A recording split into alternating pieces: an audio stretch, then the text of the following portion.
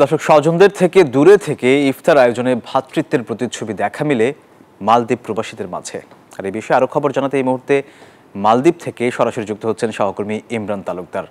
ইমরান, আপনাকে স্বাগত জানাচ্ছি। ইমরান, জানাবেন বাংলাদেশ ছেড়ে যারা মালদ্বীপে আছে তাদের রমজান মাস কেমন কাটছে এবং ইফতার আয়োজন নিয়ে সবাই কি বলছেন? জি, আপনাকে শুনতে পাচ্ছি। ধন্যবাদ আপনাকে। আমি জানিয়ে রাখি, শীর্ষস্থানে বাংলাদেশের অবস্থান।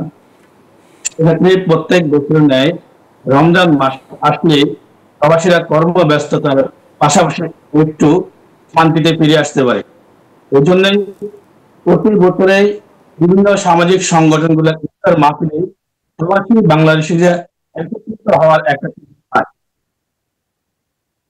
এছাড়াও বাংলাদেশি প্রবাসীরা মালদ্বীপে যারা আছে তারা বিভিন্ন আইল্যান্ডে ছড়িয়ে ছিটিয়ে বসবাস করেন।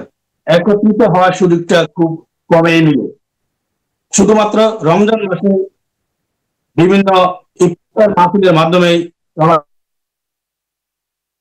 একত্রিত হওয়ার সুযোগ পায় এবং যারা বাংলাদেশে ঈদ উপলক্ষে যেতে পারে না তারাই এই ইফতার মাহফিলে অংশগ্রহণ করে পরিবারে দূরে থাকা যে আদর স্নেহ ভালোবাসা সেটা প্রবাসীদের মাঝে তারা ভাগ করে নেন। এছাড়াও যারা বিভিন্ন আইল্যান্ডে আছেন এই ইফতার মাহফিলে বিভিন্ন আইল্যান্ড থেকে এসে মালে অংশগ্রহণ করেন।